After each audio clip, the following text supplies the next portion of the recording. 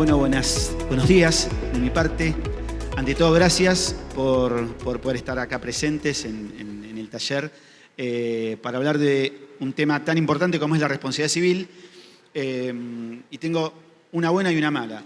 La buena es que vamos a hablar de responsabilidad civil y la mala es que tenemos 30 minutos para hacerlo. Con lo cual, tratar un tema tan importante como el de la responsabilidad civil en ese tiempo es algo complicado, pero vamos a tratar de hacer todo lo posible como para poder abarcar el tema, por lo menos a grandes rasgos. Y les voy a proponer lo siguiente: vamos a ver un solo artículo del Código Civil y Comercial y después vamos a dar lugar a las preguntas. Yo tengo algunas preguntas disparadoras, pero ustedes vayan pensando también, si no es que ya las traen, preguntas como para poder hacer, aportar y enriquecer la charla.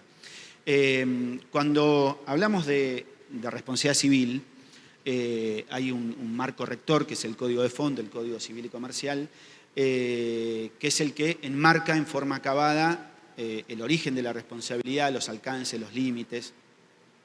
Y si bien hay artículos que van tratando el límite de la responsabilidad propia de los padres y demás, el 1767 es el artículo del Código Civil y Comercial que habla puntualmente de la responsabilidad que tenemos como instituciones educativas.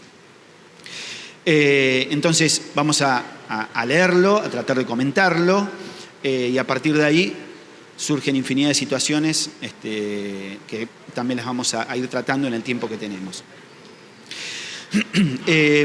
Hablando de la responsabilidad civil de los establecimientos educativos, el 1767 establece que el titular de un establecimiento educativo responde por el daño causado o sufrido por sus alumnos menores de edad cuando se hallen o deban hallarse bajo el control de la autoridad escolar, y la responsabilidad es objetiva y se exime solo con la prueba del caso fortuito.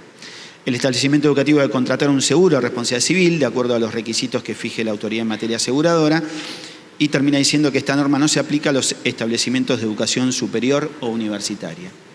Bien, a ver, empecemos a desmenuzar un poco esta norma para empezar a ver los alcances que tiene la responsabilidad civil en la actividad que ejercemos.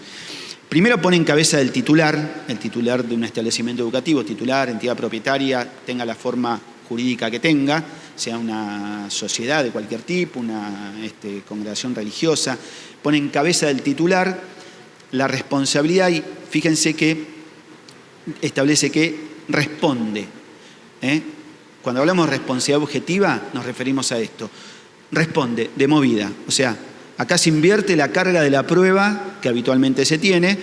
Lo único que hay que probar es que el hecho ocurrió y acá hay una obligación de resultado que tenemos como instituciones educativas. El chico entró sano, tiene que salir sano. Si no, somos responsables. Y somos nosotros los que tenemos que probar que no tuvimos responsabilidad en lo que ocurrió. Ahora más adelante vamos a ver de qué maneras lo podemos probar si se puede.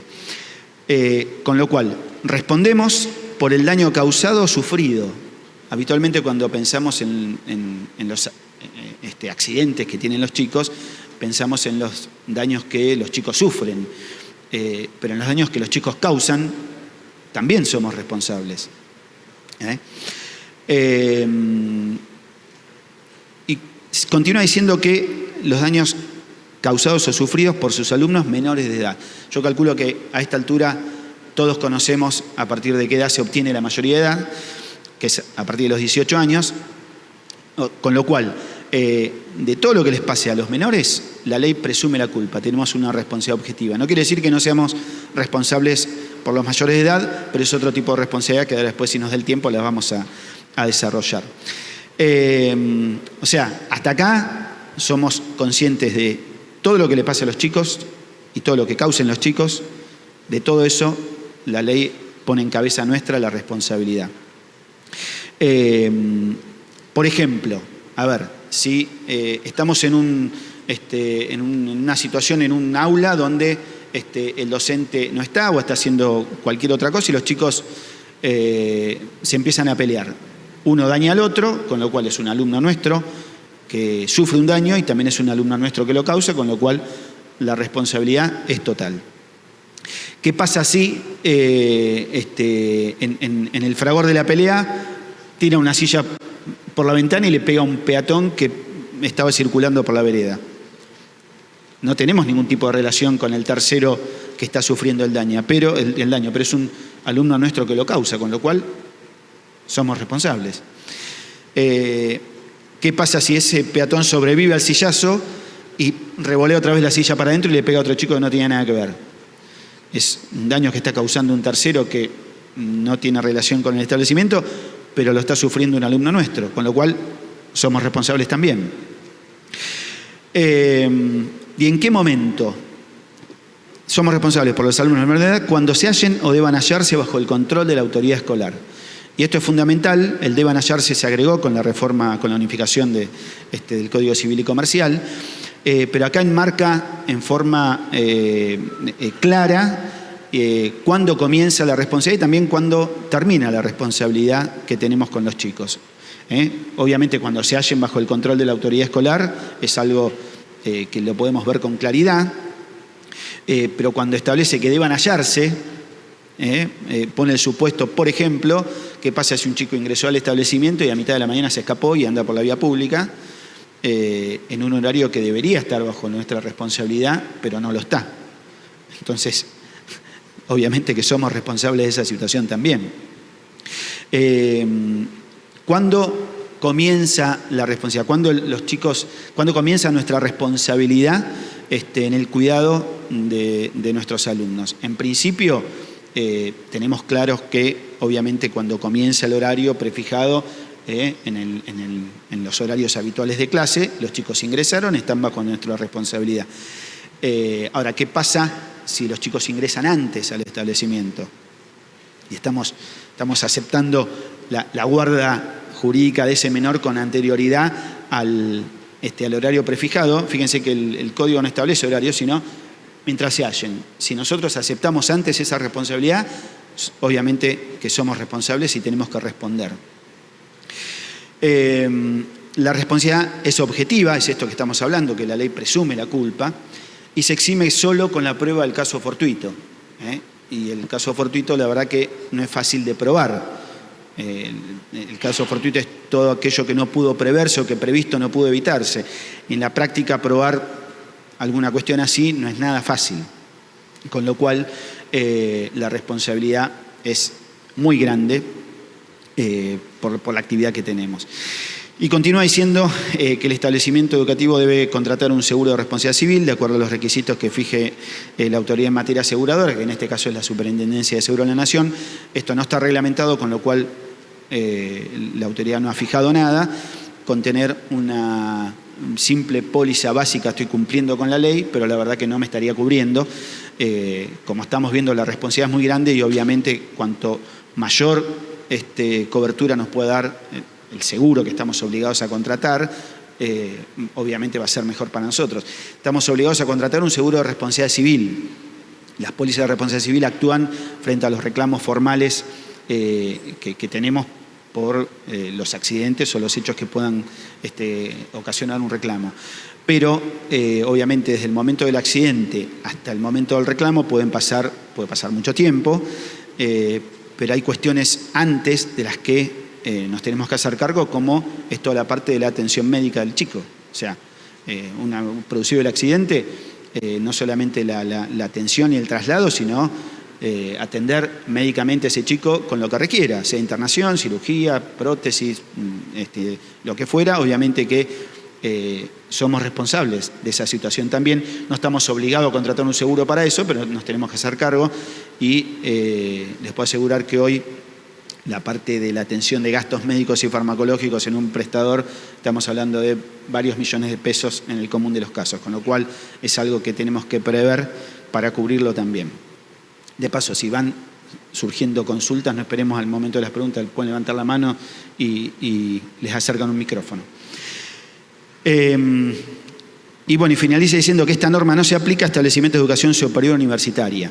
No es que no tengamos responsabilidad con los mayores de edad, sino que lo que no se aplica es este artículo que fija la responsabilidad objetiva. Si ocurre algo en un ámbito superior o universitario, van a tener que probar la responsabilidad del establecimiento y ahí tendremos que responder. Lo que no se aplica es la responsabilidad objetiva. Había una mano por allá, no sé, Guille, si... Y van surgiendo varias manos. Ah, bien, estaba respondida entonces. Perfecto, bien. Claro, no creamos que si tenemos mayores de edad dentro del establecimiento zafamos la responsabilidad, ¿no? Habitualmente cuando vamos a estas charlas ponemos el ejemplo de en laboratorio de química mezclamos dos sustancias y explota todo, y como son mayores de edad estamos tranquilos porque no tenemos responsabilidad. No, tenemos responsabilidad. Y en estos últimos días, lamentablemente, estamos viendo que este ejemplo absurdo se está produciendo en más de una vez en las ferias de ciencia y demás. Obviamente que está en cabeza nuestra la responsabilidad de todo este tipo de cuestiones. Sí. Sí, Fernando. Antes que pase más tiempo y estaba hablando de la cobertura, me parece importante que hablemos para quienes están acá, porque vivimos en un país donde hay procesos inflacionarios y los límites de cobertura, tanto en lo monetario, en el número de eventos. Eso es interesante que las entidades propietarias lo sepan y tengan conciencia. Nosotros en nuestra federación en Santa Fe, una vez al año por lo menos lo recordamos, revisen sus límites de cobertura y qué número de eventos cubre, porque es importante, ¿no? Porque siempre hay que tener una referencia a la jurisprudencia en cuanto se paga el valor vida, etcétera, etcétera, ¿no? Eso me parece importante destacarlo. Sí, gracias. A ver, por cuestiones de tiempo no iba a abundar en cuestiones de cobertura, pero sí es fundamental tener algunas premisas básicas como las sumas aseguradas. La suma asegurada es la suma tope por la cual una compañía nos va a cubrir en el caso de un reclamo. Eso no quiere decir que no seamos responsables por mucho más, porque tengamos presente que siempre el responsable es el establecimiento educativo. Cita en garantía a una cobertura que contrata y tiene, y una compañía que responderá hasta lo pactado con su asegurado, pero la sentencia puede ser muy superior y de la diferencia se tendrá que hacer cargo el colegio, con lo cual cuanto mayor sea la cobertura mejor. Ver la letra chica de las pólizas siempre es bueno hacernos un cuadro de situación pensando en que las cosas van a pasar. Si me ocurre esto, ¿cómo actúa mi cobertura? ¿Qué me cubre? ¿Qué no me cubre? Si tengo que salir a buscar una prótesis, un avión sanitario, lo que fuera. Es importante no solamente tener pólizas y sumas acordes, sino todo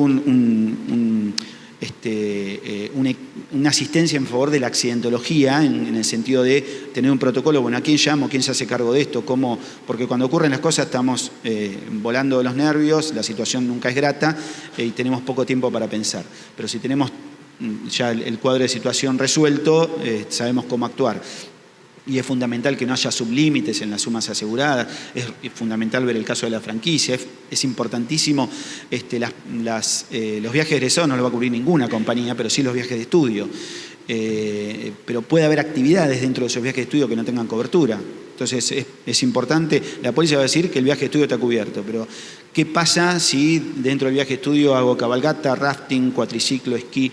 Que obviamente cuanto más adrenalina dentro de las actividades metemos mejor, pero ¿quién se hace cargo de eso? Si bien es cierto que va a haber un responsable que es el que explota la actividad, el primer responsable es la institución educativa. El padre va a decir, a mí no me interesa con quién contrataste el rafting en Mendoza, la responsabilidad es tuya. Después tendremos posibilidad de repetir o no, pero es importante ver cómo actúan nuestras pólizas, si tenemos suministro de alimentos dentro del establecimiento, terciarizado, propio. Son todas cuestiones importantes a tener en cuenta al momento de contratar el servicio. Sí.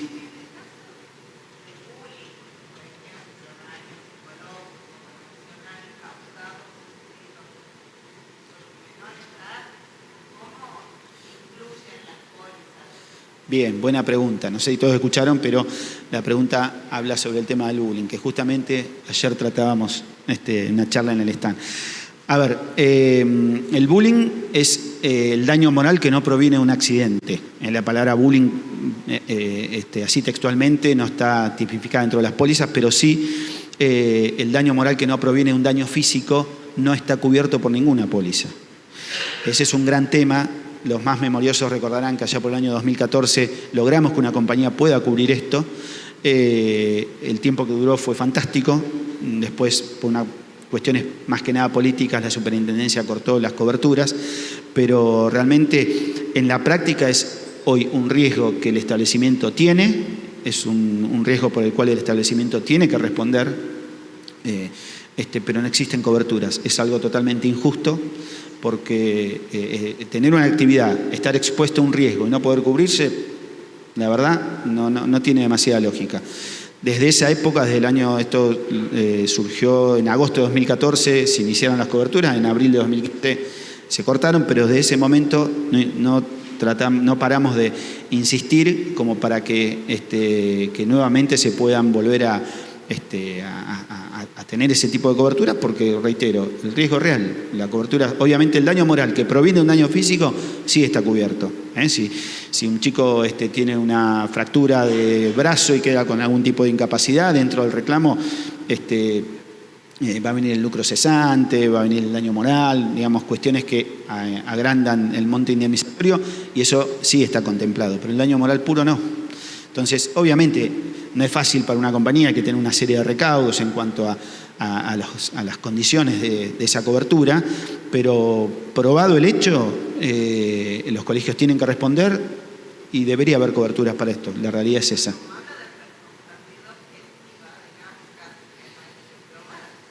No, a ver, obviamente se tiene que dar una serie de condiciones. En el caso del bullying puntualmente, tiene que ser repetido en el tiempo, sostenido, pero bueno, se han probado y los colegios han tenido que salir a hacer frente a la reparación en dinero de esto, y la verdad que hasta el momento no existen coberturas, pero no nos damos por vencidos hasta conseguirlas.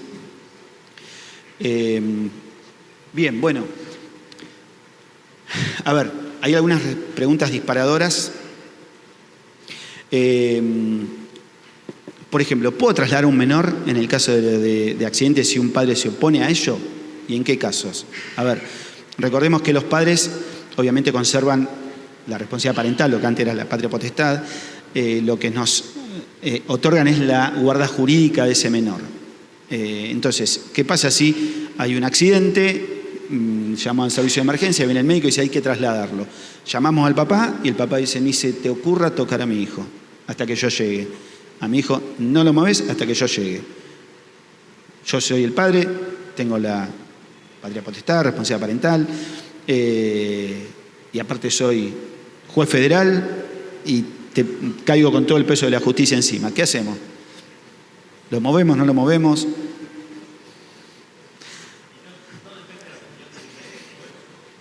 Bien ahí. Fíjense que en el ejemplo que les dije hay un profesional de la salud que es un médico que está diciendo hay que trasladarlo. Entonces, yo tengo la guarda jurídica de ese menor, hay un médico que me está diciendo que hay que trasladarlo, con lo cual no lo dudo. Papá, te entiendo lo que me decís, pero acá el médico dice que hay que trasladarlo, el chico está bajo mi responsabilidad, entonces lo vamos a trasladar a tal centro asistencial, anda directamente para ahí, a partir de ahí, hacé lo que vos quieras, pero yo lo traslado, está bajo mi responsabilidad.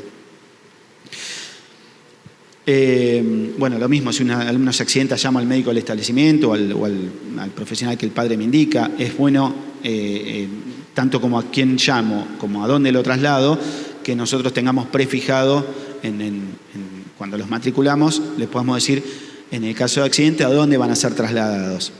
A partir de ahí, que cada familia decida si lo quiere dejar ahí, lo quiere derivar o lo que fuera, pero no podemos estar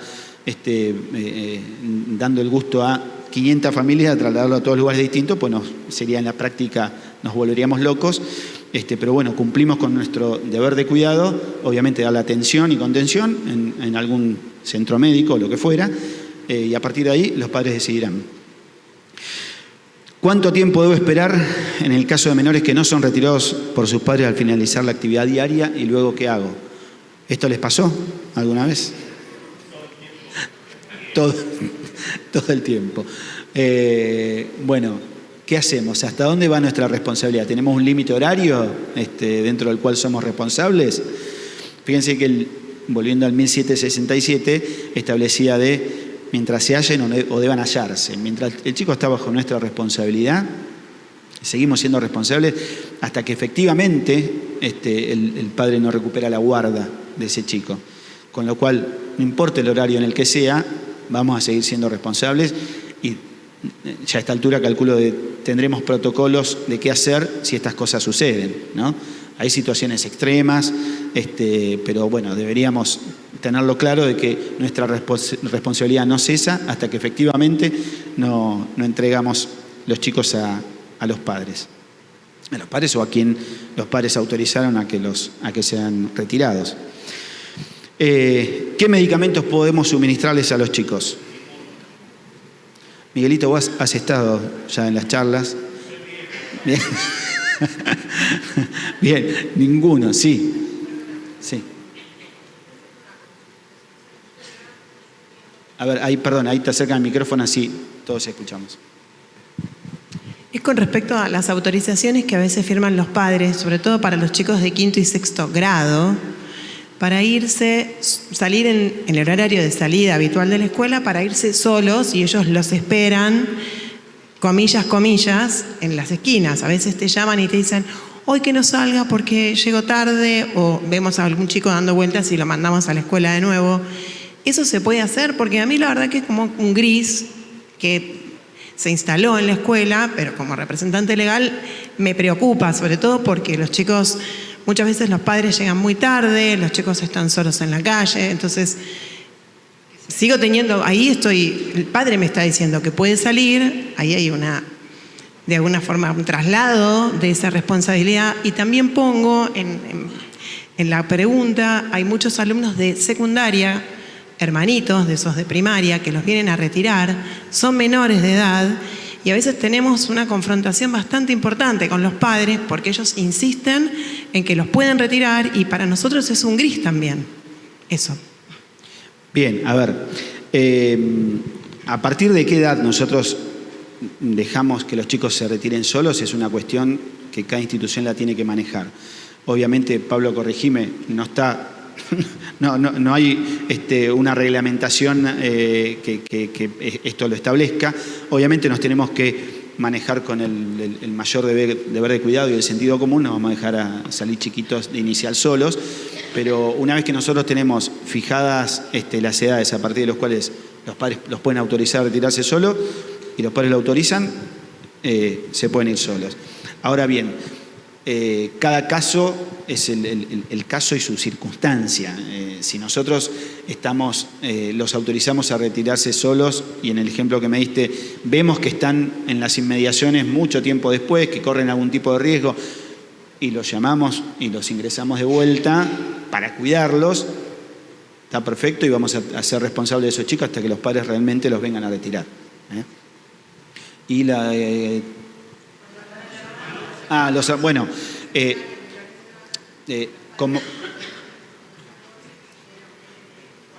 como consejo, que más allá de los padres, aquellas personas que estén autorizadas a retirarlos sean personas mayores de edad.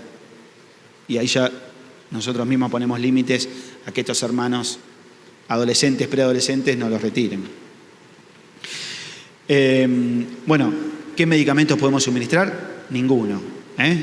Ninguno. Nosotros hace 40 años atrás regalábamos botiquines en los colegios, dejamos de hacerlo. La verdad que los únicos que están autorizados a suministrar medicamentos son los profesionales de la salud, con lo cual hasta una aspirina mal mezclada con alguna medicación que esté tomando el chico puede causar efectos colaterales, con lo cual no demos medicamentos. Se nos puede presentar el caso de que los chicos tengan que tomar algún tipo de antibiótico y eso tenga que ser en horario escolar. Papá, mamá, vení, dáselo vos, no hay ningún problema, nosotros no lo podemos suministrar.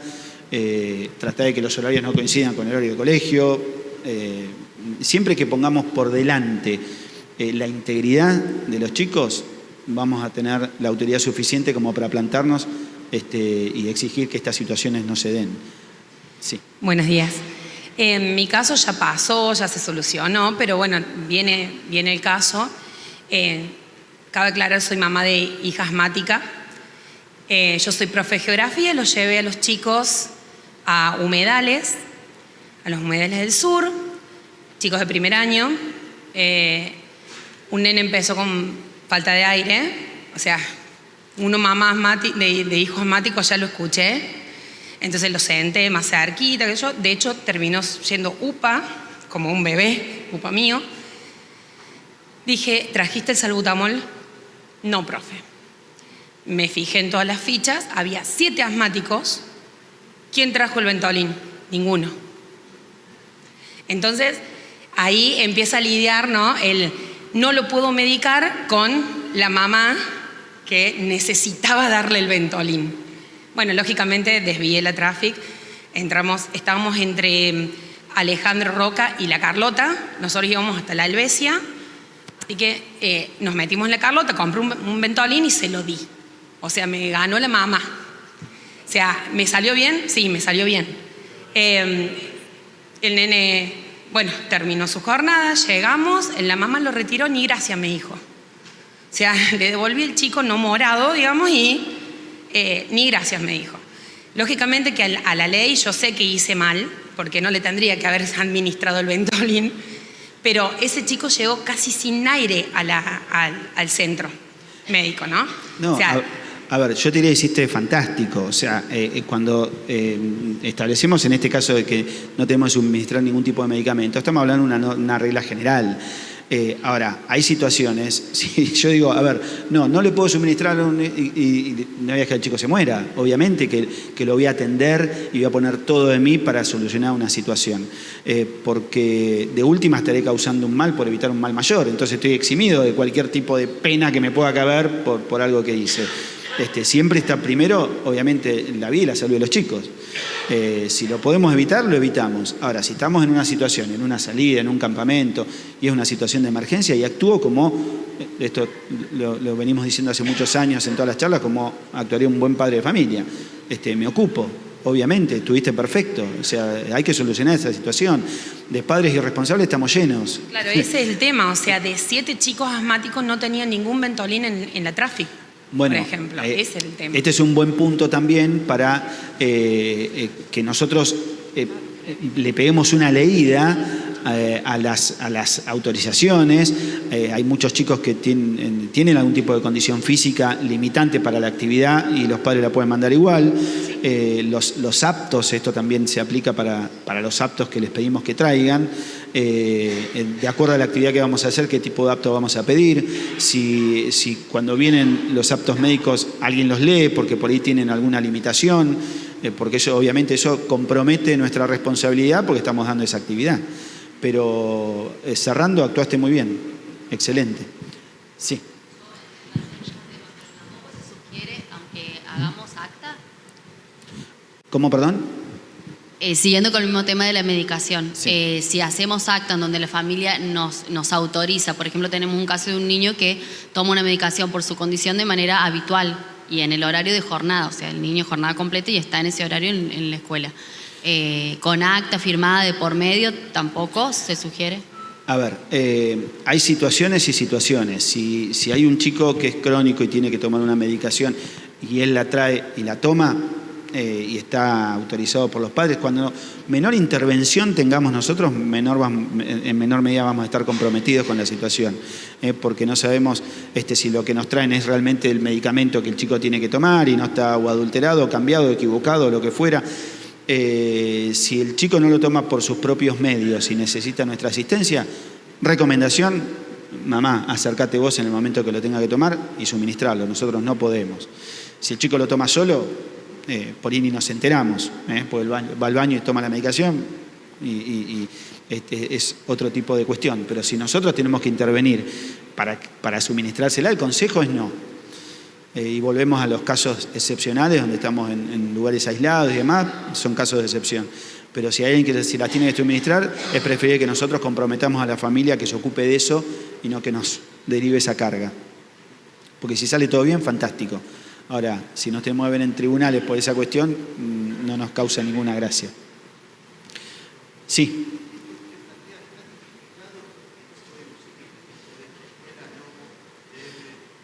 A ver, no está puntualmente. Cuando hablamos de los daños causados o sufridos y toda la responsabilidad que tenemos encima, si de esto se deriva un daño, nosotros no somos profesionales de la salud para estar suministrando alimentos, obviamente que vamos a estar comprometidos con la cuestión. Hay infinidad, médicamente hay infinidad de situaciones en las que un medicamento hace bien en un contexto y causa efectos colaterales en otro, no sabemos qué le están suministrando, no sabemos cómo puede reaccionar, con lo cual, inclusive les habrá pasado cuando tiene que venir el servicio de emergencia médica y le tienen que suministrar algo en el momento, lo primero que, ficha médica, alérgico a algo.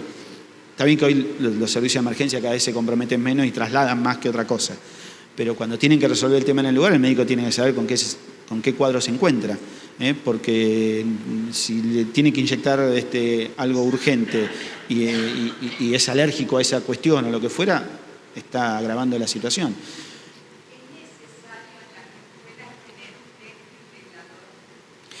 A ver, si es necesario, sí, es muy necesario. Hay jurisdicciones en las que se está tornando obligatorio y es muy bueno. Hay lugares en donde en todos los espacios públicos es obligatorio tenerlo. Si lo tengo que saber usar, eso es fundamental.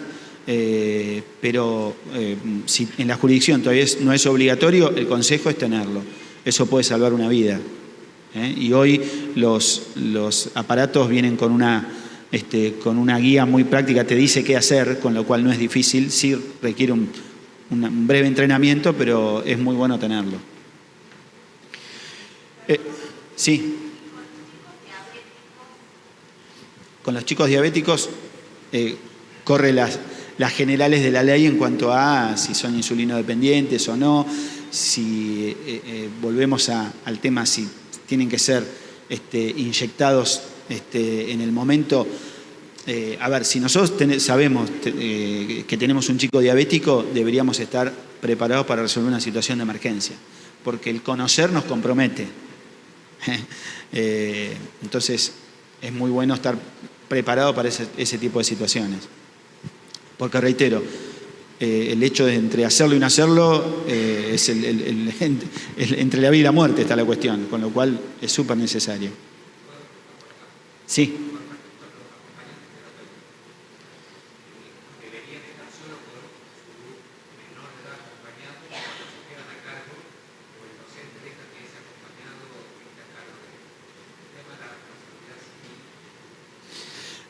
No sé si se escuchó, pero el tema del qué pasa con la responsabilidad civil cuando tenemos acompañantes terapéuticos dentro del establecimiento.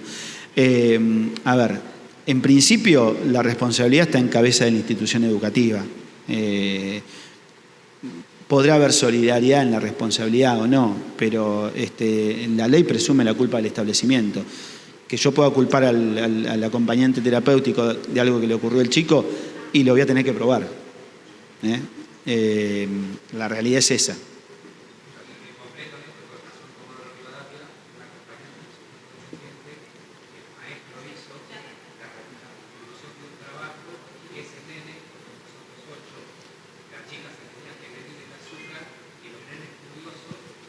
A ver, para que te acerques al micrófono así. Los otros chicos curiosos le pidieron si se podían y la chica accedió con la lapicera a pinchar a los 8 chicos adentro del aula. O sea, el acompañante terapéutico... Insulina dependiente. Bueno, a ver.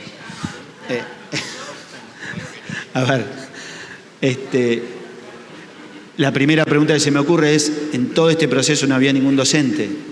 Es un tema, digamos, porque los chicos están en establecimiento educativo y bajo la responsabilidad del establecimiento educativo y de los docentes, de los dependientes del establecimiento. Entonces podemos tener un acompañante, un loquito, tratando de hacer cualquier tipo de cuestiones, pero ahí es donde tenemos que aplicar el deber de cuidado de cada uno. Vinimos a buscarte. ¿Ya tenemos que cortar? Y a cobrarte la multa. Bueno, perdón, por el tiempo es muy poco, pero por lo menos tratamos de dar un pantallazo del tema de la responsabilidad civil, así que ya habrá oportunidad de poder seguir desarrollándolo y ampliándolo. Así que gracias por la presencia. Gracias.